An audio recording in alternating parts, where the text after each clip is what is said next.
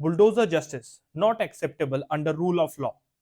ये बात कही गई है चीफ जस्टिस डीवाई चंद्रचूड़ द्वारा अपनी 6 नवंबर 2024 की जजमेंट में। पूरी बात क्या है आइए जानते हैं इस वीडियो। रोड्स को वाइडन करने के लिए गवर्नमेंट के ऑर्डर्स आ रखे थे और जितने भी लोगों ने एनक्रोचमेंट किया हुआ था, मतलब रोड के एरिया को कब्जा रखा था, उनके उस पार्ट को तोड़ा जा रहा था ताकि रोड को चौड़ा करा जा सके। इसी में एक पर्सन के पूरे घर को ही डेमोलिश कर दिया गया, जिसमें उसने सिर्फ 3.70 स्क्वायर मीटर्स का ही एरिया एनक्रोच कर रखा था, पर उसके पूरे घर को डेमोलिश कर दिया गया। तो फिर उस पर्सन ने जब हमारी सुप्रीम कोर्ट में याचिका डाली अपनी, और वो जब